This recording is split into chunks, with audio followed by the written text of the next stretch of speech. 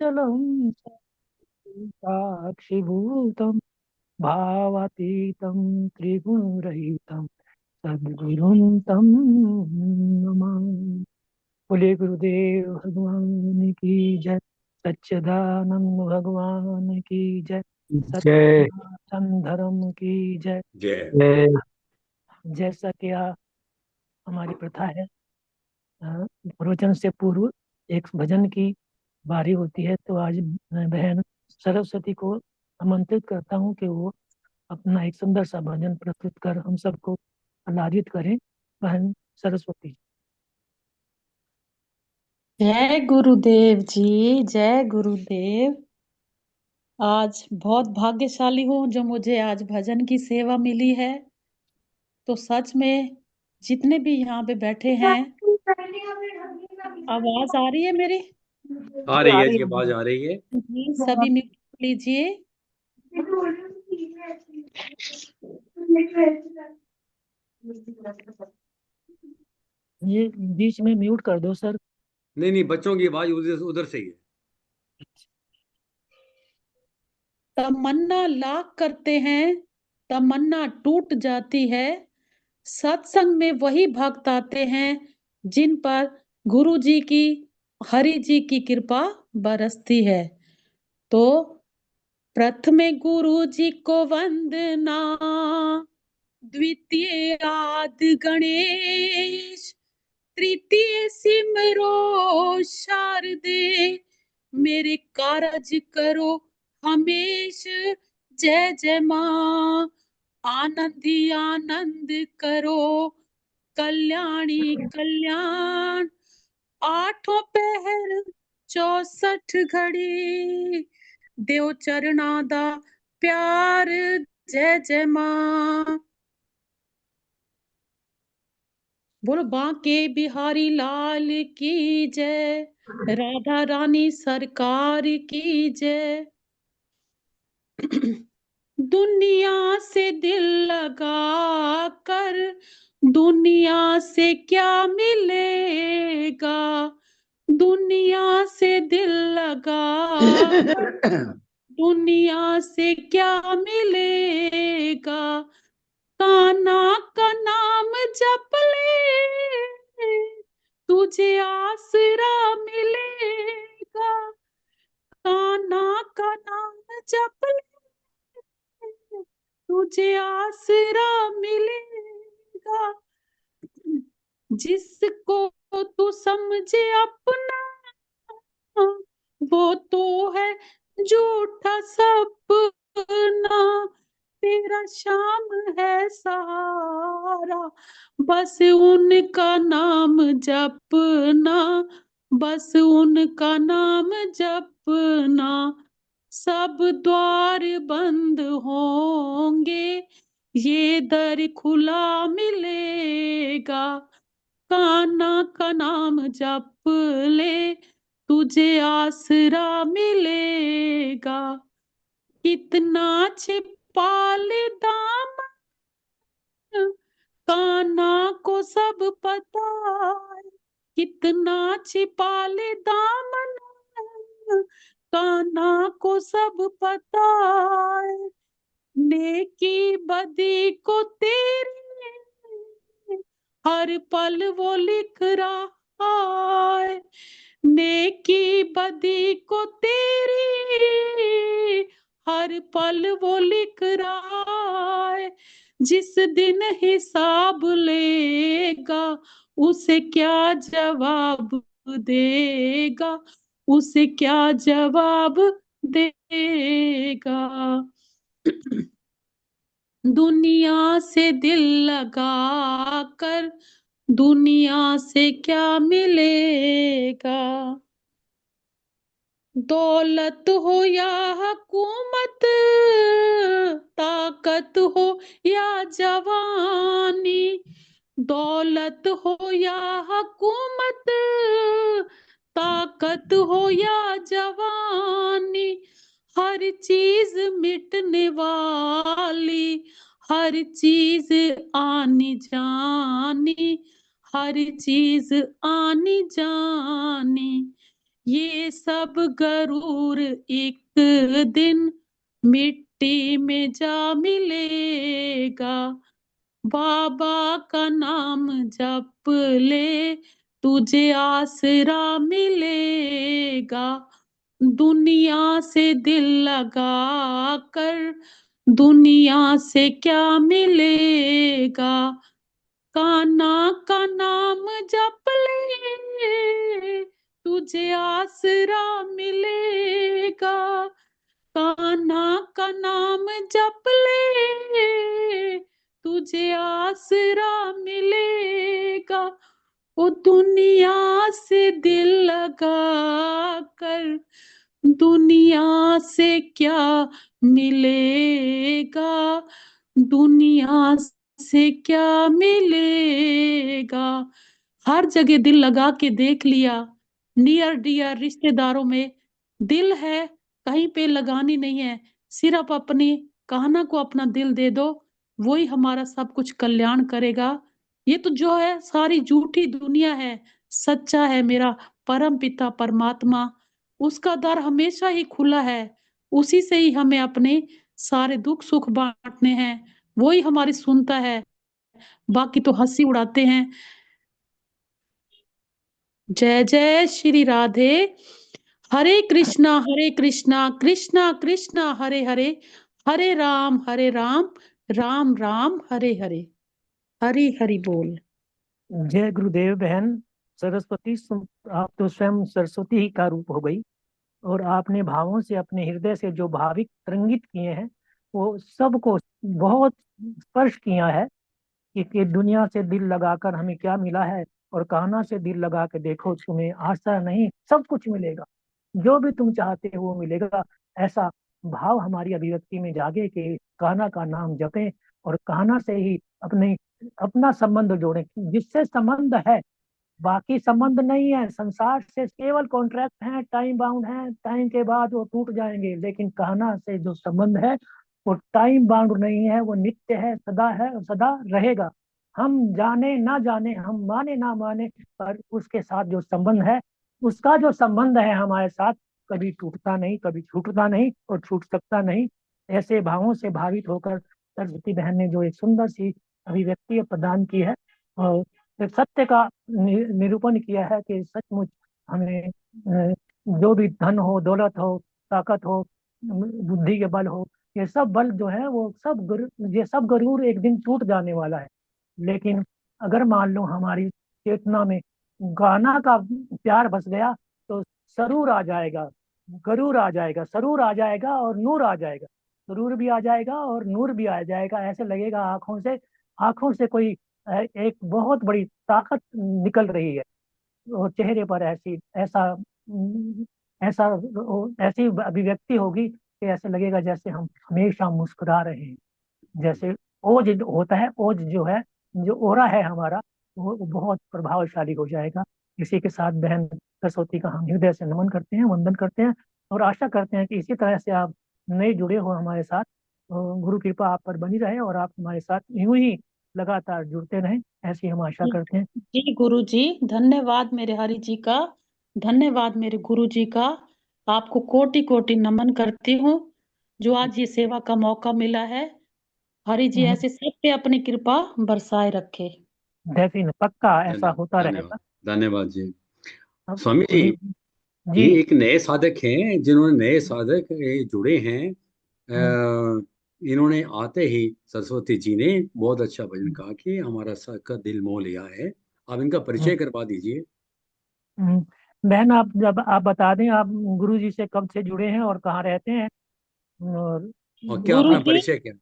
शरीर का नाम सरस्वती, करनाल से। हम्म, ये हमें राज दीदी ने ये भेजा था, हमें मैसेज दिया था कि हमारे जी सत्संग से आप जुड़ के देखो एक बार। तो मैंने जी। कहा हम सत्संग के तो दीवाने हैं, आप हम्म, कोई भी सत्संग हमें, हम तो उसमें रमे हुए हैं। क्योंकि हम्म, मेरी टांगों की थोड़ी सी दिक्कत है, तो मैं हम्म, बाहर नहीं जाती। तो मैं हम्म, अंतर्मुखी बन गई हूँ बिल्कुल। मुझे सत्संग के सिवाय अब कुछ नहीं, बाहर की दुनिया मुझे नहीं सताती, ना ही मेरे को हम्म, रिश्तेदार कोई वो करते हैं। मतलब इतना, मतलब कहना में जुड़ गए हैं, इतना हरि जी की कृपा ऐसी बरस रही है। बस जो भी सत्संग होता है उसको हम मिस नहीं करते। तो हमारे राज जी का भी मैं बहुत बहुत धन्यवाद करती हूँ कि मुझे आप बड़े संतों से, गुरुओं से मिलाया। मेरा इतना भाग्य जाग गया है ना, सच में बहुत अच्छा लग रहा है। अभी मैं आपको सुनना चाहूंगी, अभी मैं कुछ जानती नहीं हूँ। जैसे पिछली बार आपने जब साधना के बारे में बताया, मन के ऊपर बताया, तो वाकई में जो हमारा मन है वो हमें भटकाता है, लेकिन जब मन इस जगह पे लग जाए ना, तो हम मन के राजा हैं। हम उस मन को जैसे भी चलाएंगे वो चलेगा। तो इसलिए आपका सत्संग सुन के मेरे अंदर बहुत पॉजिटिविटी आ रही है और यहाँ तक वाइब्रेशन पहुंच रहे हैं। आपका मैं दिल से धन्यवाद करती हूँ। सब ग्रुप में जो जुड़े हैं उन सबका धन्यवाद है, अरे क्योंकि कोई एक व्यक्ति नहीं, अब सब अभिव्यक्ति सब मिलते हैं तो एक समष्टि बन जाती है, और समष्टि का जो प्रभाव है बहुत होता है। तो हाँ, आपको फिर आशीर्वाद है, आप इसी तरह से हमारे से जुड़ती रहेंगी, हम आशा करते हैं। और क्योंकि आप निवृत्त हैं हर काम से, परमात्मा ने आपको भगवान से जुड़ने का एक बहुत बड़ा अवसर दिया है, इसके लिए आपका धन्यवाद। अब कुलदीप जी से निवेदन करेंगे, कुलदीप जी आप आगे का प्रवचन, गुरुदेव भगवान का प्रवचन लगाएं। हाँ जी। आज एक नई सीरीज शुरू हो रही है, सिंगस कुंभ पर वचन। आज पहले प्रवचन का पहला भाग है, हम शुरू कर रहे हैं। स्वामी जी, कोई आवाज में कभी कोई दिक्कत वगैरह हो तो आप कह सकते हैं, क्योंकि आप जी जी होस्ट हैं, बाकी ठीक अनम्यूट है, नहीं कर सकते, आप कर सकते हैं। ठीक है। श्री राम जय जय राम।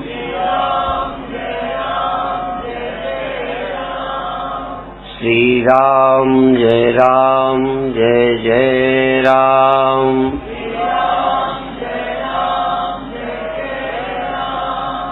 सच्चिदानंद भगवान की, सनातन धर्म की। मेरे जानते मुक्ति के सिवा आपके हाथ में कुछ नहीं है। मुक्ति ही आप प्राप्त कर सकते हैं और आप कुछ कर ही नहीं सकते। और जो कुछ करते भी हैं, मेरे ख्याल में तुम्हारा किया हुआ सब बेकार जाता है। तो इसलिए, और ये जैसे काशी मुक्ति का धाम है, ऐसे ये अवंतिका भी शिव जी की नगरी, 12 ज्योतिर्लिंगों में एक ज्योतिर्लिंग है, क्षिप्रा गंगा है। इन 4 जगहों को कुंभ का गौरव प्राप्त हुआ है। प्रयागराज, हरिद्वार, अवंतिका और नासिक। इस इतने बड़े देश में विश्व नाम नहीं लेता, पर भारत में इन 4 स्थानों को कुंभ के उत्सव मनाने का गौरव अवसर प्राप्त हुआ है। और अन्य कुंभों का कोई बरसात में है, कोई ठंडी में है, कोई अब पूरा होने वाला है। हरिद्वार का इस समय ये खूब गर्मी में होता है। और यह कुंभ, जिसका पौराणिक या ऐतिहासिक वर्णन है कि भाई यहाँ अमृत गिरा था। जब समुद्र मंथन हुआ, वो अमृत कलश लेकर भागे इस बात के लिए कि राक्षस चाहते थे हम पी लें। वैसे राक्षस चाहे तब भी पी नहीं पाते, पर फिर भी भय तो लगता ही है कि ये पी न ले। और राक्षस यदि अमृत को प्राप्त हो जाएं, तो और बुरी हालत समाज की हो जाए। इसलिए उस अमृत को सुरक्षित पात्र को देने के लिए जब भागे, तो सौभाग्य से कुछ जगहों में उसके बूंद पड़ गए, और उसमें अवंतिका को भी वह सौभाग्य मिला है। उस अवसर पर यहाँ आकर उस अमृत बिंदु का, क्योंकि उसके कितने टुकड़े किए जाएं, अमृत अमृत होता है। टुकड़े करने से उसका गुण विभाजित नहीं होता। जैसे सोने के कितने टुकड़े करो तो छोटा टुकड़ा सोना नहीं होता। बोलो, कम सोना होता होगा, प्योर नहीं रहता ना टुकड़ा करने। जितना प्योर होगा टुकड़ा करने से भी उतना ही प्योर रहता है। उसकी गुणात्मक उपयोगिता समाप्त नहीं होती। जैसे गंगा जल यदि पवित्र है तो उसका एक कण भी उतना ही पवित्र है। तो अमृत कितना भी विभाजित किया जाए वो विष नहीं हो सकता। तो सारे अमृत में से 4 जगह बूंद टपकी, उस बूंद का कुछ अंश हम सबको मिले। और वैसे भी बहुत कथाएं सुनी हैं आपने कि कोई ने कहा अमृत सागर में है, कोई ने कहा चंद्रमा में है, कोई ने कहा स्त्री में है, किसी ने कहा किसी में है। बहुत जगह अमृत की कल्पना की। अमृत को एक शब्द आनंद भी बोलते हैं, लेकिन विद्वान ऋषियों ने, व्यास जैसे लोगों ने कहा अमृत भगवान की कथा में है। भगवान की कथा के बिना अमृत उपलब्ध नहीं हो सकता। अमृत न मरना, और वो भगवान की कथा संतों के मुख से। प्रोफेसर भी बोल सकते हैं, योग दर्शन की किताबें प्रोफेसर भी पढ़ाते हैं, वेदांत दर्शन भी प्रोफेसर पढ़ाते हैं, पर वो ईमानदार हैं। वो कहते हैं हम पढ़ाते हैं पर हमें कुछ पता नहीं है, क्योंकि किसी बात को कह देना ही पर्याप्त नहीं है, क्योंकि टेप रिकॉर्डर भी किसी बात को रिपीट कर सकता है, दोहरा सकता है। जो हम पढ़ते हैं, सुनते हैं, हम उसे दोहरा सकते हैं, पर वो मेरा अनुभव बन जाए। अनुभव, जैसे मैं इस प्रत्यक्ष जगत को अनुभव करता हूँ, मुझे कोई शक नहीं है। रामकृष्ण परमहंस ने विवेकानंद को कहा था, जब विवेकानंद ने रामकृष्ण परमहंस से पूछा कि क्या आपको भगवान का पता है, उसका आपने दर्शन किया है, प्रत्यक्ष हुआ है, तो कहते थे जैसे मैं तुझे देखता हूँ इससे भी ज्यादा स्पष्ट मैं भगवान को देखता हूँ। एक संत जब बोलता है तो वो झूठ नहीं बोलता। ऐसी विश्वास के साथ आप यहाँ भी सुनो कि यथा संभव हम झूठ नहीं बोलेंगे। परमात्मा का अनुभव कर लेने वाला व्यक्ति इस शरीर के रहते मुक्त हो जाता है। अन्य तरह की साधना करने वाले शरीर छोड़कर मुक्त होते होंगे, उसका परिणाम कालांतर में मिलता होगा। जैसे औषधि खाते हो तो उसका परिणाम कुछ दिनों में आता है, पुण्य करते हो उसका फल कुछ समय के बाद मिलता है। आप दान देते हो तो उसी दिन आपको दान का फल नहीं मिलता, दान से पुण्य बन जाता है, वो पुण्य तुम्हें समय पर फल देगा।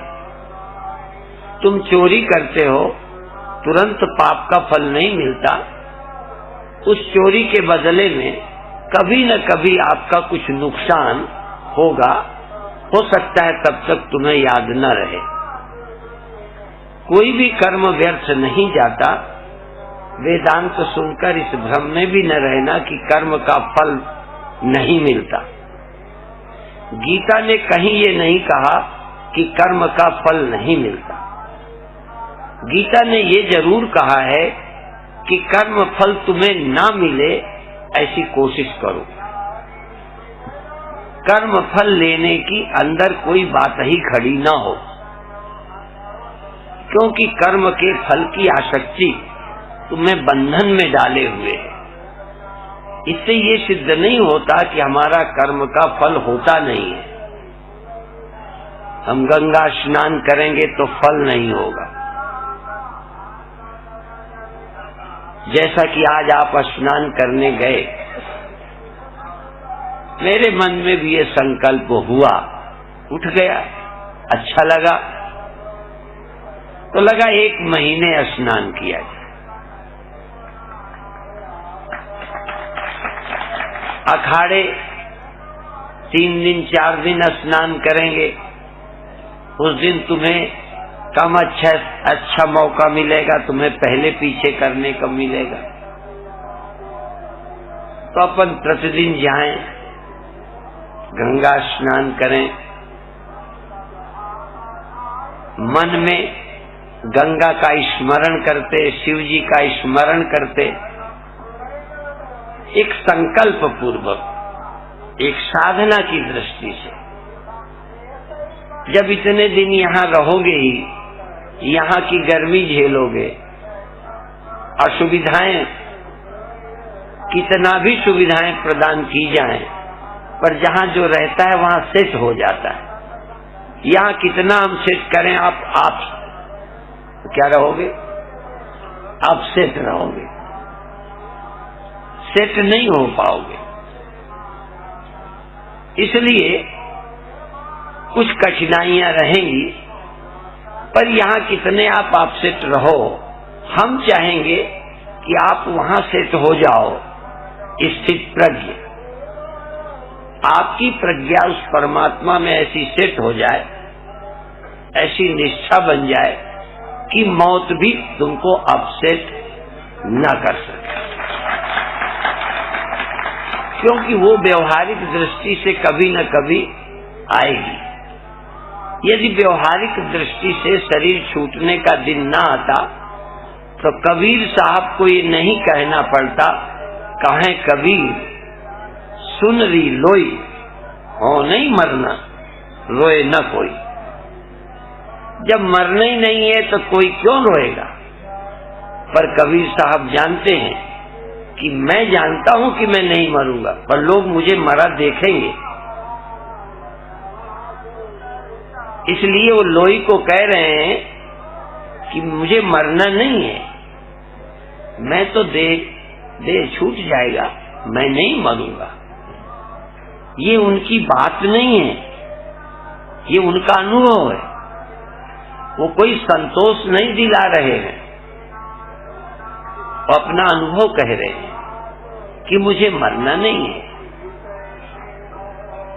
मैं मर नहीं सकता, इसलिए मेरे लिए रोने की जरूरत नहीं है। पर रोने की जरूरत नहीं है क्यों कहना है? क्योंकि लोगों की नजर में तो मरना दिखेगा ही। ये एक बड़ी बात है कि मोटी अकल के लोग ऊपर ही देखते हैं। हम इन इंद्रियों से इसी को देख पाते हैं कि ये है। इसको छोड़ते ही तुम हमें न देख सकोगे कि हम हैं। दूसरे को तो देखना बड़ा कठिन है, तुम अपने देह को छोड़कर देख सको कि मैं हूं।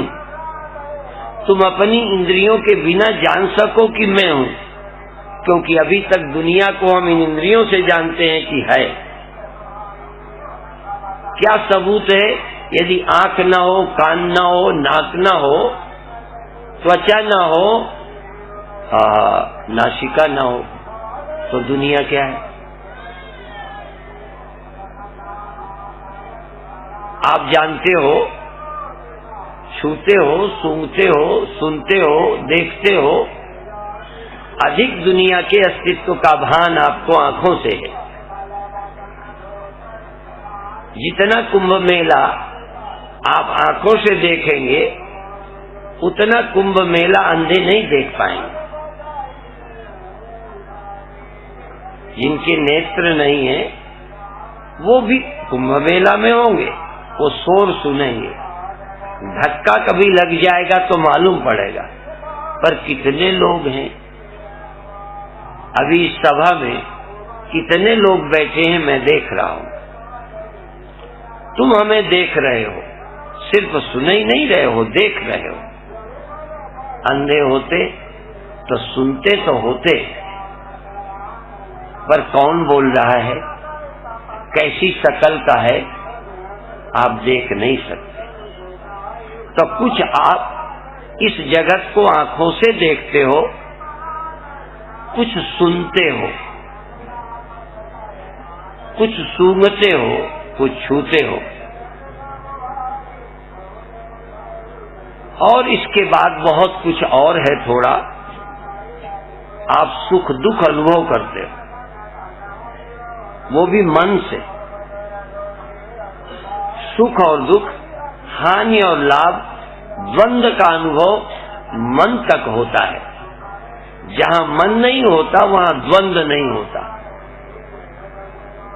जब आपको नींद आ जाती है, बोलते बोलते ये ख्याल आ गया कि मैं आपको ये बता दूं कि कथा सुनते समय आप कोई कल्पना मत करो। वो तुम पर जो घट रहा है वही बता रहा हूं। ये रोज तुम्हारे साथ घटता है, और जो तुम जानते हो ये तुम्हें पहले बताऊंगा, पर बताना वो है जो तुम अभी नहीं जानते। पर शुरुआत वहीं से होगी जो तुम जानते हो। तो ये तुम देखते हो कि है। सुख दुख अनुभव करते हो। अनुभव किया है या नहीं किया है, मरना किया होगा किसी जन्म में। इस जन्म में तो मरना भी आपने अनुभव नहीं किया। अनुभव का मतलब होता है तुम खा रहे हो, खुश हो रहे हो, पर तुम खुश हो रहे हो ये अच्छी बात है, पर तुम्हें मीठा लगा है या खट्टा है, तुम्हें क्या अच्छा लग रहा है वो तुम ही जानो। वो मेरा अनुभव नहीं है, तुम्हारा अनुभव है। तो जो मरा होगा उसका अनुभव उसे हुआ होगा। तुम जो अंदाज लगाते हो, तुम्हारा अंदाज सही नहीं कहा जा सकता।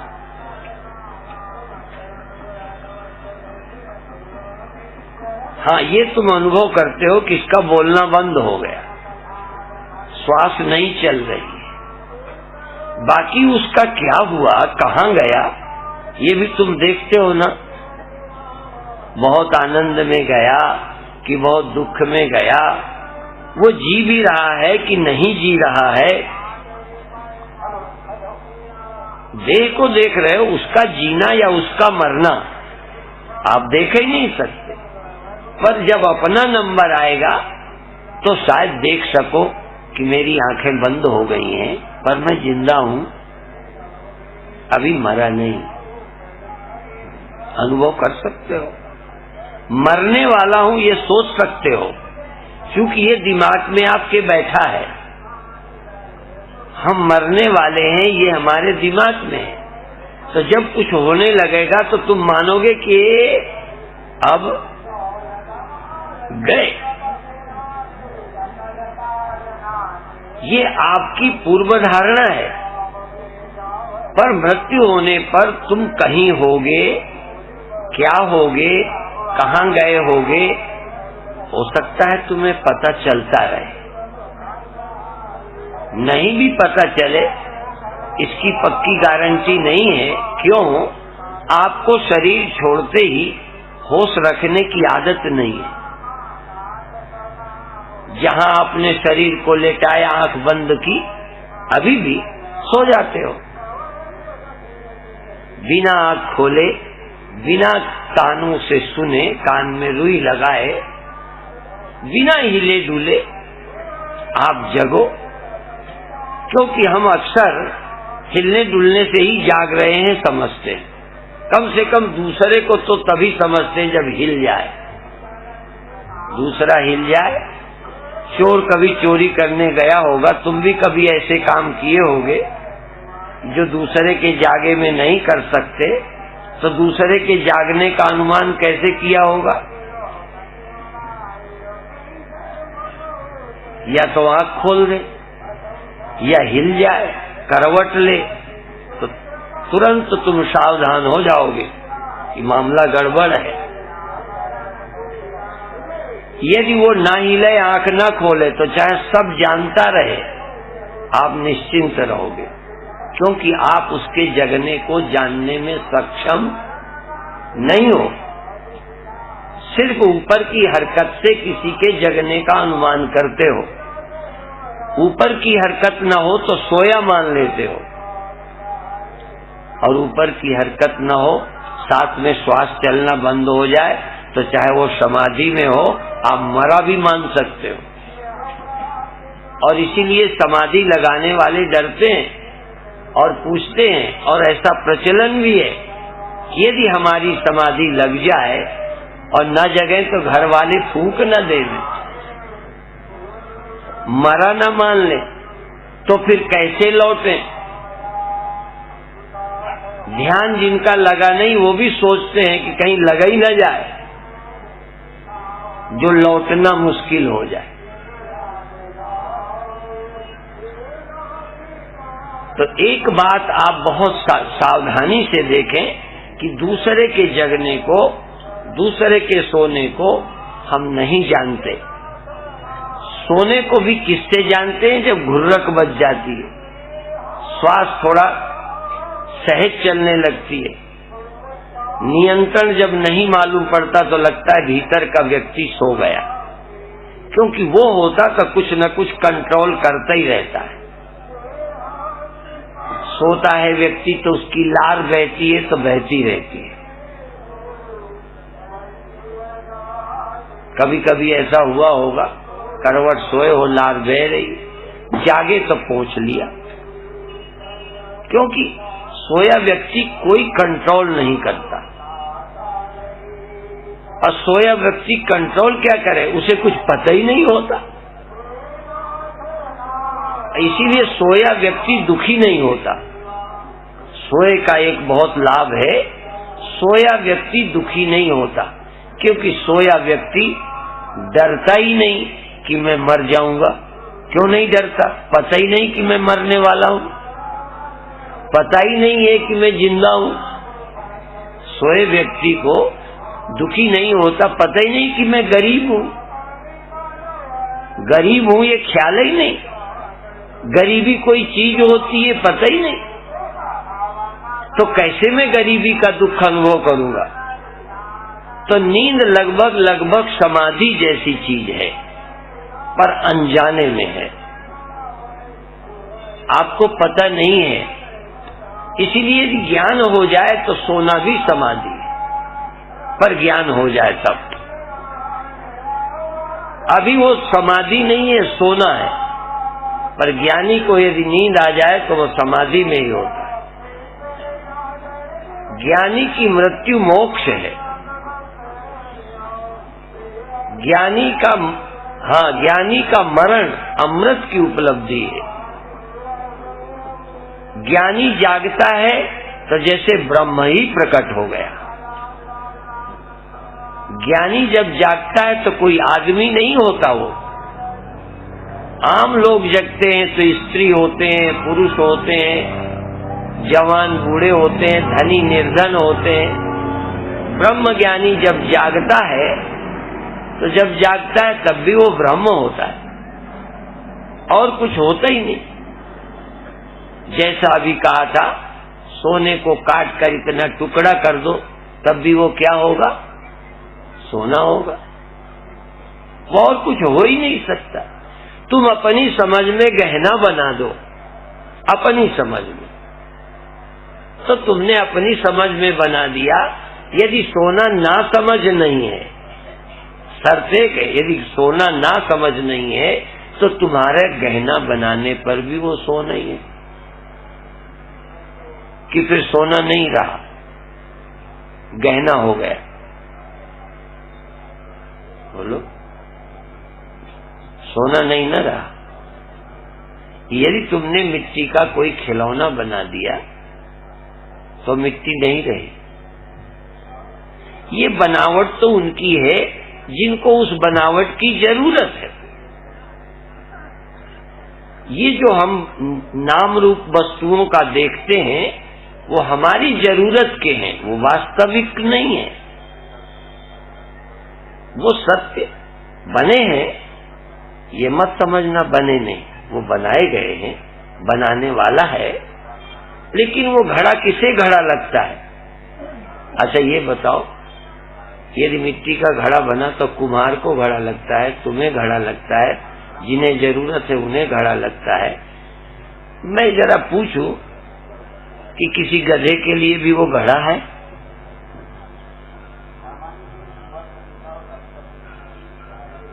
घड़ा तो आपके दिमाग की उपज है।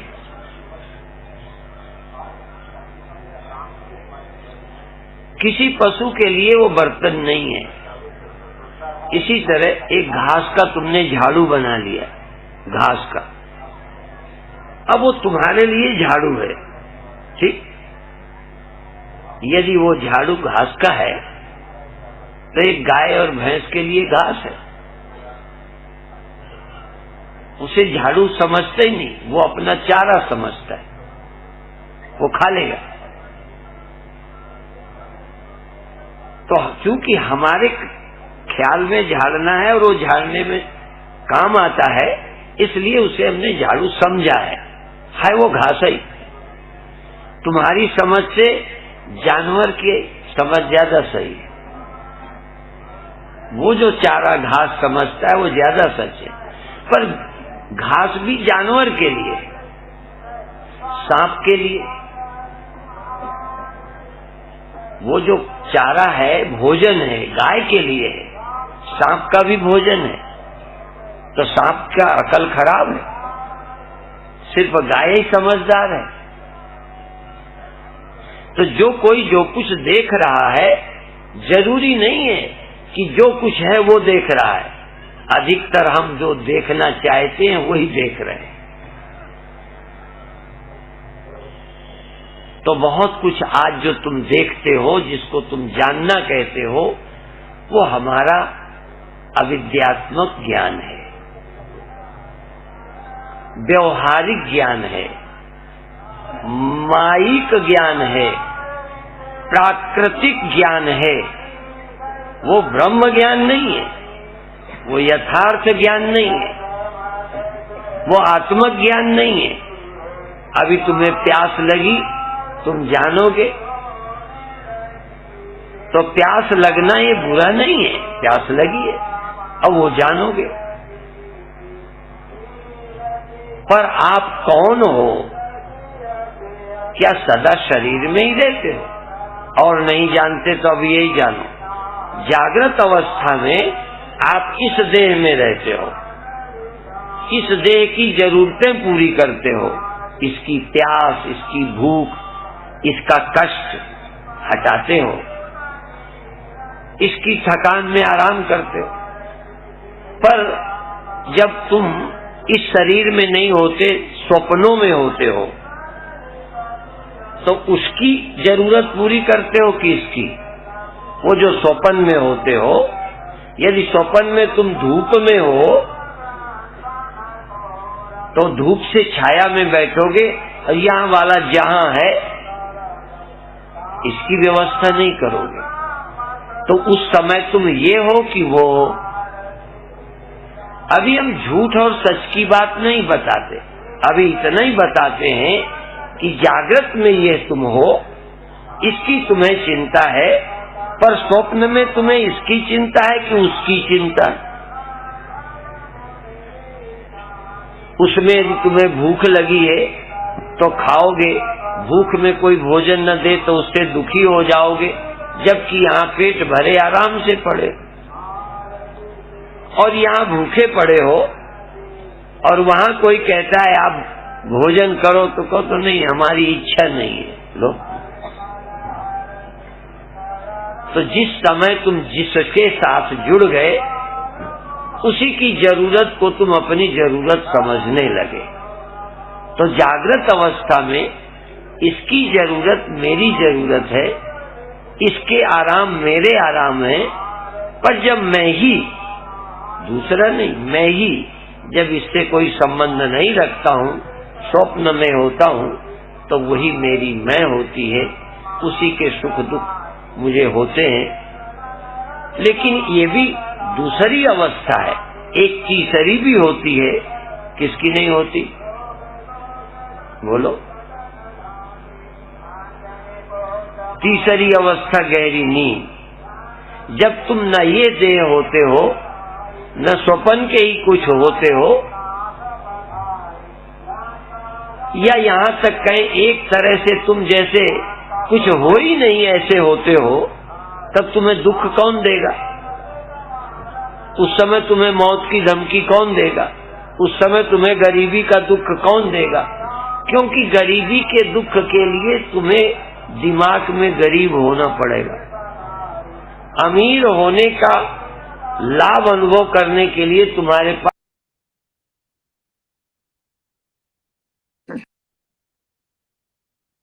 जय गुरुदेव। मेरी आवाज पहुंच रही जय है? गुरुदेव, जय गुरुदेव। हाँ जी, आवाज आ रही है।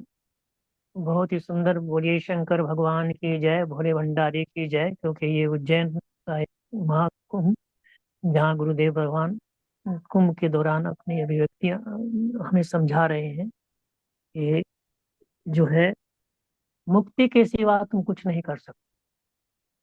मनुष्य मुक्ति के अतिरिक्त कुछ भी करना चाहे कुछ नहीं कर सकता, और जो भी कुछ करता है वो सब बेकार ही होता है। यहाँ उज्जैन की महिमा बताते हुए गुरुदेव भगवान बताते हैं कि यहाँ अमृत कुंड जो निकला था उसमें कुछ बूंदें यहाँ पड़ी थी, और उस बूंदों के प्रभाव से यहाँ जो कुंभ लगता है, ये अपने आप में एक बहुत बड़ा अलौकिक चित्रण होता है। और यहाँ बहुत लोग आते हैं और धर्म लाभ लेकर और आत्मचिंतन करते हैं। परमात्मा का अनुभव करने वाला मृत्यु मुक्त हो जाता है। परमात्मा का अनुभव करने वाला मुक्त हो जाता है, ऐसा गुरुदेव भगवान ने कहा। जो अनुभव कर लेता है, ये अनुभूति हो जाए कि परमात्मा का अनुभव हो गया, तो वो नित्य मुक्त है। क्योंकि मुक्त मुक्त तभी होगा जब वो अपन वो उसको अनुभव कर ले। शाब्दिक ज्ञान नहीं, बल्कि अनुभूति हो जाती है कि परमात्मा मैंने जान लिया, इसलिए मैं मुक्त हूँ। मुक्त तो नित्य हूँ, मुक्त तो है ही। परमात्मा को जानते ही जो बंधन थे वो सब मिट जाते हैं। कर्म का फल निश्चित होता है, कर्म के फल से कोई बच नहीं सकता। और बहुत ज्यादा विशेष ना कहकर, ज्ञानी की मृत्यु जो है वो मोक्ष है। जब ज्ञानी मुक्त मुक्त हो जाता है तो वो उसकी मृत्यु उसे मान लेते हैं। और ज्ञानी जब जागता है तो ब्रह्म होता है। ज्ञानी जब जागता है तो ब्रह्म होता है। और बाकी तो सब जो भी हम भौतिकता हम देखते हैं, वो भौतिकता में जब तक हम फंसे हैं तब तक आत्म अनुभूति का जो है भाव नहीं बनता। और ये केवल एक अनुभूति है जो हमें गुरु कृपा से, गुरु की करुणा से अमृत का अनुभव कराती है। अमृत, कबीर भी कहते हैं कि मैं मरता नहीं, क्योंकि मैं मरता नहीं इसलिए कोई रोना नहीं। कौन नहीं मरता? जो जिसने अपने अपने अमृत को जान लिया है, अपनी आत्मा को जान लिया है और परमात्मा को जान लिया है, उसकी मृत्यु होती ही नहीं। उसकी मृत्यु नहीं, उसका रोना कैसा? संत तुम्हारे क्या रोइए जो घर अपने को जा। इसी के साथ मैं निमंत्रण करता हूँ, आमंत्रण करता हूँ बहन सुदर्शन जी को कि वो अपनी अभिव्यक्ति प्रदान कर हम सबको कृतार्थ करें। बहन सुदर्शन जी। श्री सतगुरुदेवाय नमः। अभी तक हम सभी साधकों ने श्रद्धा पूर्वक केनोपनिषद के माध्यम से आत्मज्ञान का महत्व सुना। अनेक अनेक प्रकार से गुरुदेव ने हमें ध्यान करवाए ताकि हमारी अंदर की यात्रा शुरू हो सके। हम सभी ने अपनी अपनी योग्यता के अनुसार लाभ उठाया। महापुरुष कभी निराश नहीं होते। जैसे माता पिता अपने बच्चों के विकास के लिए सदैव प्रयासरत रहते हैं, उसी प्रकार गुरुदेव आज हमें फिर से उपदेश दे रहे हैं। ये श्री वचन सिंहस्थ कुंभ के समय फरमाए गए हैं। गुरुदेव फरमाते हैं, कुंभ के उत्सव को मनाने का गौरव पूरे देश में केवल 4 स्थानों को प्राप्त है। श्री प्रयागराज, हरिद्वार, अवंतिका, नासिक। चारों स्थानों में अलग अलग मौसम में ये कुंभ पड़ता है। जैसे हरिद्वार में गर्मी में पड़ता है, श्री प्रयागराज में सर्दियों में पड़ता है आदि। ये पौराणिक कथा हम सबको मालूम है। जब समुद्र मंथन हुआ, उससे अमृत निकला।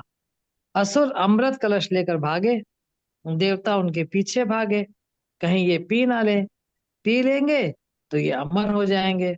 इस छीना झपटी में कुछ बूंदें 4 स्थानों पर गिरी। उन्हीं स्थानों पर कुंभ का मेला लगता है। ये श्री वचन अवंतिका नगरी से हैं।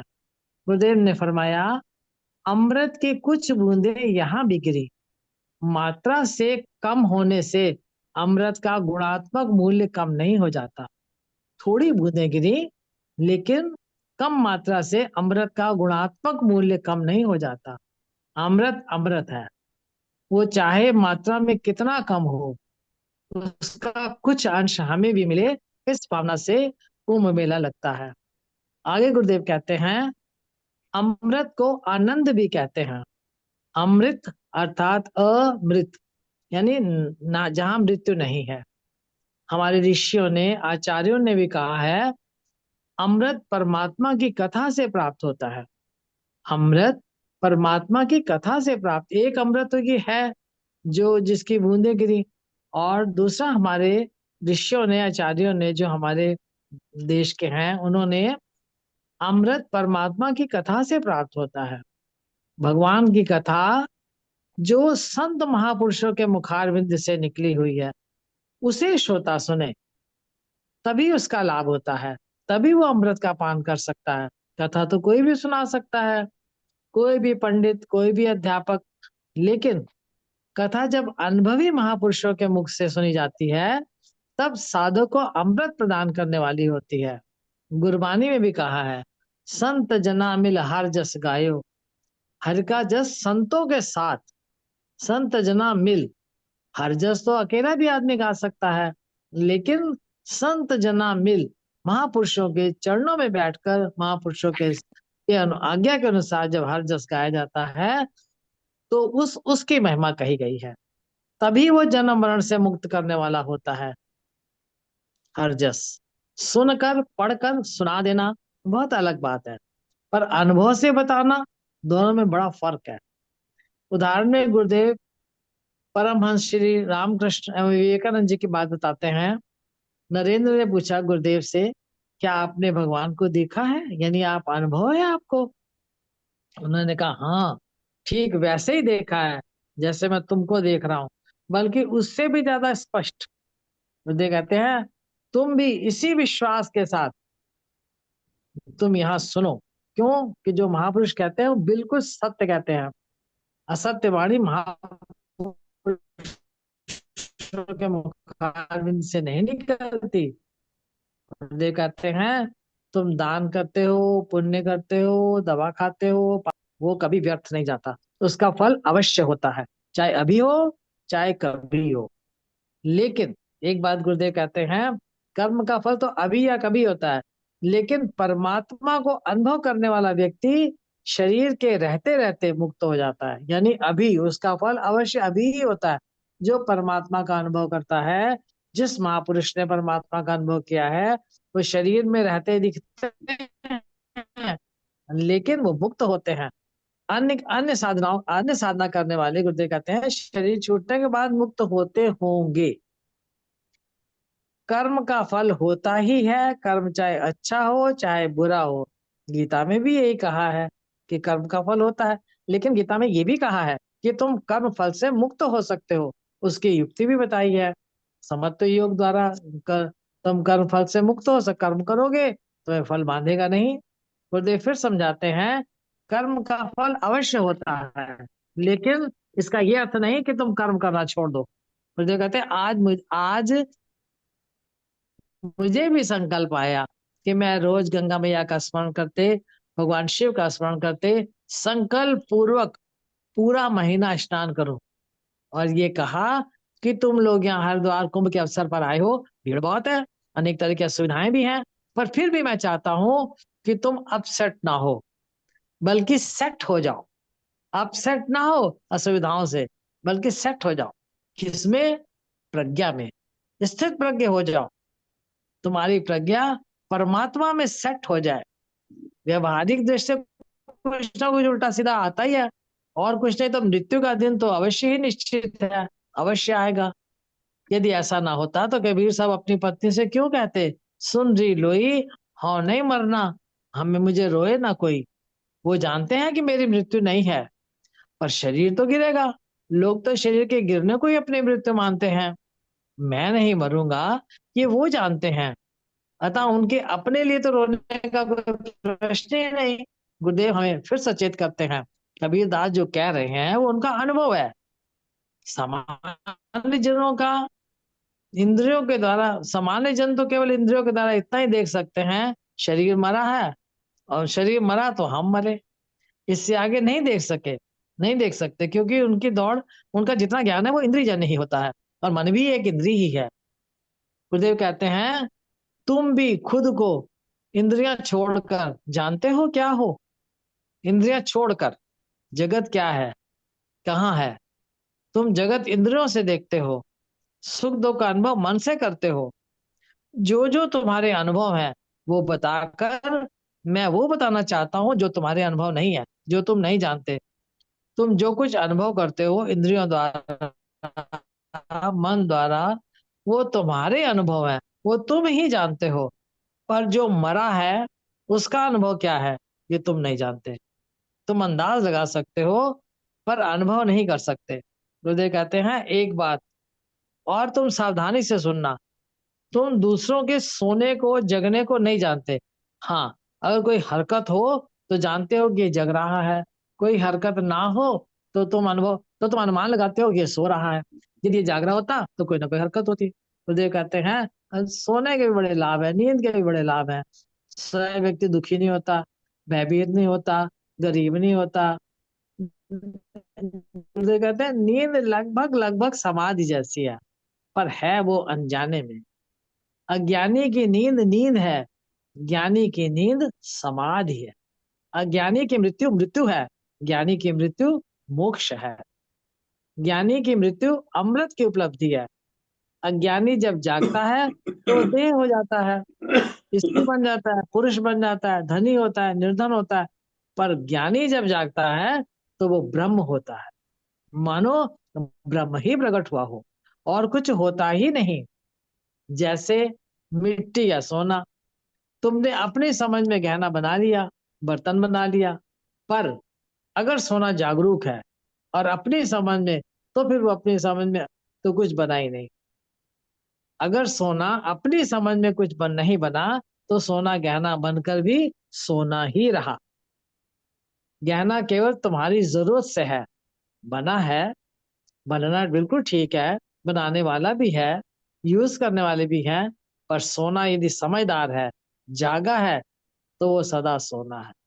ज्यादातर हम जो, आगे गुरुदेव कहते हैं, ज्यादातर हम जो देखना चाहते हैं वही देखते हैं। जो कोई देख रहा है जरूरी नहीं वो वही है जो वो देख रहा है।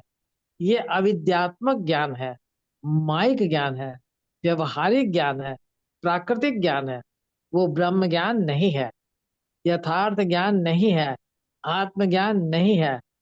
गुरुदेव समझाते हैं, अच्छा अगर तुम और कुछ ना समझ पाओ तो ये जानो कि तुम कौन हो। जब तुम जागृत में, जरा गौर करो, जब तुम जागृत में होते हो तो इस जागृत वाले शरीर की जरूरतें पूरी करते हो, और जब स्वप्न में होते हो तो उस स्वप्न वाले शरीर की जरूरतें पूरी करते हो, उसकी चिंता करते हो। जागृत में जागृत वाले शरीर के साथ मैं मानते हो, सपने में सपने वाले शरीर को मैं मानते हो, और फिर दोनों से हटकर गहरी नींद में चले जाते हो। तब ना जागृत वाला शरीर मेरा होता है, ना स्वप्न वाला शरीर मेरा होता है। देखो कि तुम कौन हो। इसी के साथ में अपनी वाणी को विराम देती हूँ। श्री सद गुरुदेवाय नमः। बहुत बहुत ही विवेचक आत्मा दृष्टिकोण से सभी बंधुओं को सभी बिंदुओं को छूते हुए बहन ने जो व्याख्या की है वो हमारे लिए एक विचारणीय होनी चाहिए। हमारी चेतना में भी ये प्रेरणा होनी चाहिए कि हम आत्म अनुभूति का अनुभव करने का निश्चय करें। अभी अनुभव अनुभव नहीं हुआ तो भी कोई बात नहीं, पर ये अगर संकल्प हो जाए तो अपने आप कुछ ऐसी प्रेरणाएं अपने आप भीतर से निकलनी शुरू हो जाती हैं जो एकदम हमें उसी ओर ले जाती हैं। जैसे अभी सरस्वती बहन बोल रही थी कि अब हमें कुछ भी करने की जरूरत नहीं, मेरे मन में तो सिर्फ कहना कहना कहना रहता है। ऐसे ही अगर मान लो हम भी एक संकल्प कर लें और मन में भाव आ जाए कि अभी तो हमें केवल आत्म अनुभूति के लिए प्रयास करने हैं, कोशिश करनी है, साधना करनी है, तो निश्चित रूप से वो गुरुदेव की कृपा हमारे पर बरस रही है और हमें भी वो अनुभव हो जाएगा, ऐसा हम निश्चय करें।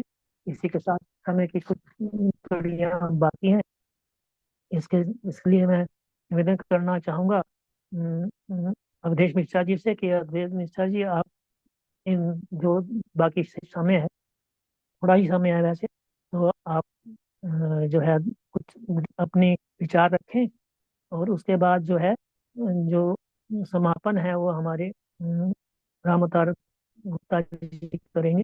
ऐसा करके मन में आया है। अवधेश मिश्रा जी।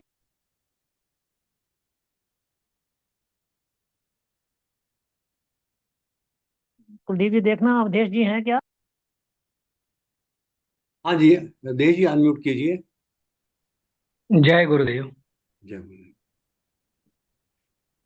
परम पूज्य सदगुरुदेव भगवान के श्री चरणों में सादर सतत नमन करते हुए मंच से जुड़े हुए सभी आदरणीय गुरु भाइयों एवं आदरणीय गुरु बहनों को सादर प्रणाम करता हूं। और आज के प्रवचन पर आदरणीय दीदी ने बहुत ही सुंदर अभिव्यक्ति दी है। हर बिंदुओं को उन्होंने बड़ी अच्छी तरह स्पष्ट किया है। कुछ कहना शेष नहीं है, जो कहूं वह पिष्टि पेषण ही होगा। प्रवचन का प्रारंभ ही सदगुरुदेव भगवान करते हैं कि आपके हाथ में केवल मुक्ति का अधिकार है, केवल हम मुक्ति पा सकते हैं, दूसरा कुछ नहीं कर सकते। और वस्तुतः देखा जाए तो गुरु के द्वारा केवल दृष्टि दी जाती है, विचार की क्षमता दे दी जाती है, जिससे हम विचार करके वह भाव अपने में भर लें, पा लें कि हम मुक्त हैं। प्रकृति के तीनों गुण संचालन करते हैं, कोई कुछ परिवर्तन नहीं कर सकता। कोई ऋषि मुनि मनीषी यहाँ तक कि जो शरीर धारण कर लिया है वो इस संसार के किसी में कोई परिवर्तन करने में सक्षम नहीं है। करता क्या है, वो एक वैचारिक दृष्टिकोण अपना बना लेता है और जो बनाता है वही वह हो जाता है, क्योंकि मन ही संसार है। पदार्थगत परिवर्तन नहीं कर सकता, लेकिन वैचारिक परिवर्तन कर सकता है। शंकराचार्य से पूछा गया कि भाई सबसे बड़ा रोग क्या है, तो उन्होंने कहा कि भव एव साधो, यह संसार ही सबसे बड़ा रोग है। लेकिन इसकी दवा क्या है? और संसार का मतलब मन ही संसार है।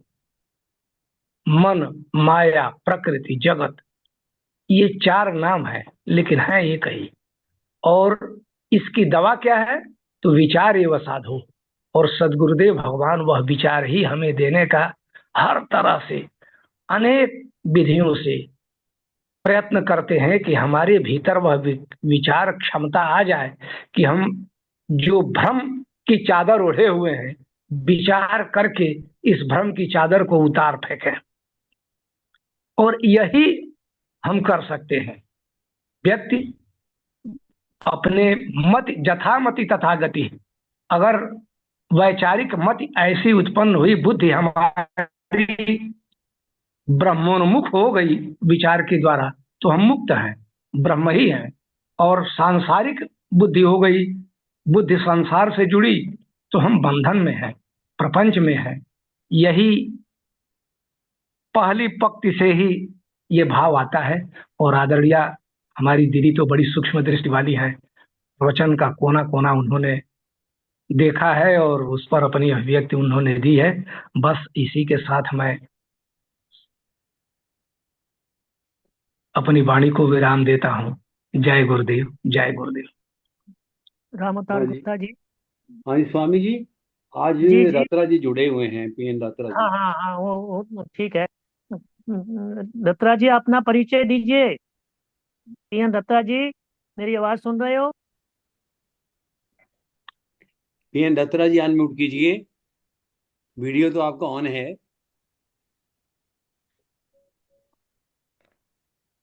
ये कल भी अनम्यूट नहीं कर पाए थे, ऐसे एक लगता है इनको। मिनट, नहीं अनम्यूट कर तो लेते हैं, आता है इनको।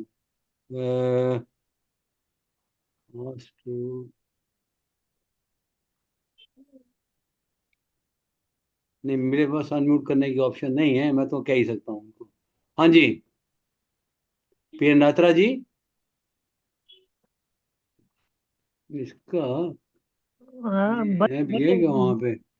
बेटा हाँ, को बैठे कहो हुए वो हैं, अनम्यूट। ये बेटे बैठे को तो बोलो। हुए हैं। हाँ, अनम्यूट नहीं कर पा रहे ना वो। पीएन रत्रा,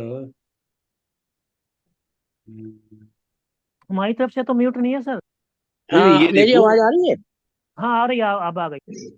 हाँ, जय गुरुदेव। जय गुरुदेव जी जय भैया। गुरुदेव जी, जय गुरुदेव। जय गुरुदेव। नहीं, अच्छा, नाम तो नागपाल जी ने आपको बता ही दिया है। प्रेमनाथ रत्रा मेरा नाम है। तो अभी इनकी कृपा से ही मैं आपके साथ जुड़ा हूँ। वैसे गुरुदेव का शिष्य परंपरा में मैं आ रहा हूँ, एक तुच्छ सा शिष्य हूँ उनका, और कोशिश कर रहा हूँ जैसा गुरुदेव बता रहे हैं अपने प्रवचनों में, और अपरोक्ष अनुभव की दिशा में प्रयासरत हूँ।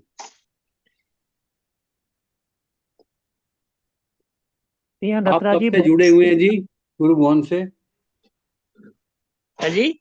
आप गुरु भगवान से कब से जुड़े हुए हैं, कब से दीक्षित हैं? दीक्षित कब कब हुए? मैं गुरुदेव से एक्टिवली तो 12 दिसंबर 1982 से जुड़ा हुआ हूँ। हाँ जी। लेकिन पहली बार जो मैं मिला था गुरुदेव को जून 1976 में मिला था। ओहो, तब उन्होंने कुछ बहुत। ऐसे अनुभव करवाए थे जिनको मैं अभी तक भूल नहीं पाया, और जो दोबारा हुए नहीं मेरे को। मैं के 48 साल से जुड़े हुए हैं, और पिछले 42 ईयर से आपने आपने दीक्षा दी हुई है। 6 साल पहले से मिले थे। हाँ जी। बहुत अच्छी, बहुत बढ़िया, बहुत उस बढ़िया। बहुत ही समय सज्जन। गुरुदेव जो है ना, आंखों पे पट्टियां बांध के हम्म ध्यान करवाया करते थे। हम्म तो ये बात है, गीता कॉलोनी में सनातन धर्म मंदिर की धर्मशाला थी। हम्म तो वहां पे गुरुदेव का प्रवचन हो रहे थे। तो हम्म मेरी सिस्टर ने मुझे बताया कि ऐसे एक महात्मा आए हैं हम्म जिनकी जो ध्यान करवाते हैं और लोगों की समाधि लग जाती है।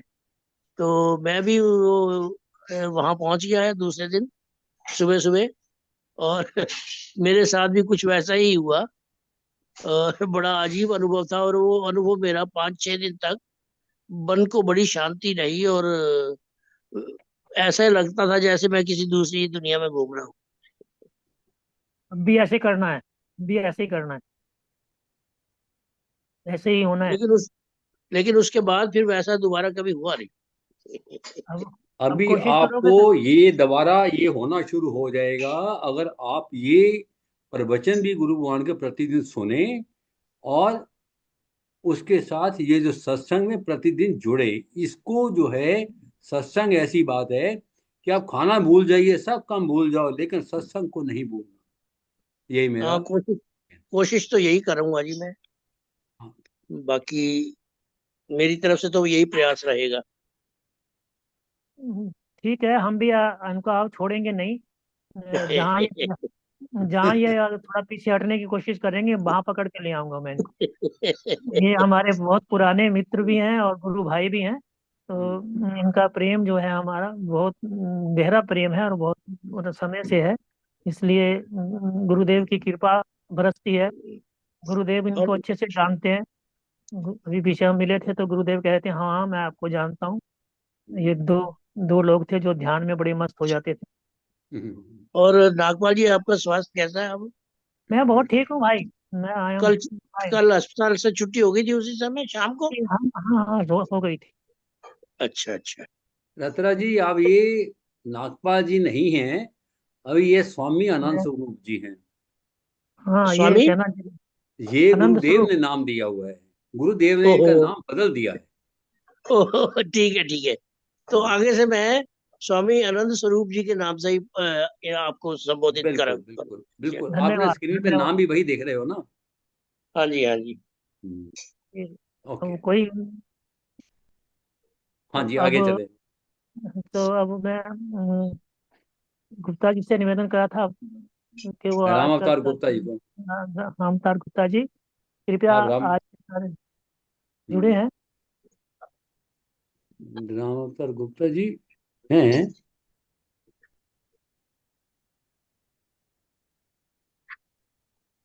अभी नहीं है। तो ठीक है, मैं हर्षा बहन से निवेदन करूंगा। हर्षा बहन जी, हर्षा बहन जी जुड़ी हैं क्या? एक मिनट, वर्षा जी जुड़ी थी, अभी नहीं है। तो चलो आप ये ही जो कर दो। ये ओके, आप। जी को कह दो, वो वही कर देंगे। चलो हम्म, ठीक, धन्यवाद जी, धन्यवाद किसे कह दो। धन्यवाद। बोलिए सदगुरु भगवान की जय। गुरु चरणों में प्रणाम करते हुए मैं समापन का ओर चल रहा हूँ। गुरुर् ब्रह्मा गुरुर्विष्णु गुरुर्देवो महेश्वरा, गुरु साक्षात् परब्रह्म तस्मै श्री गुरुवे नमः। ध्यान मूलम गुरुमूर्ति पूजा मूलम गुरुपदम्, मंत्र मूलम गुरुवाक्य मोक्ष मूलम गुरु कृपा। सर्वे भवन्तु सुखिनः, सर्वे सन्तु निरामया, सर्वे भद्राणि पश्यन्तु मा कश्चित् दुःखभाग् भवेत्। बोलिए सदगुरु भगवान की जय। सनातन धर्म की जय। गौ माता जय की जय। आज के आनंद की जय।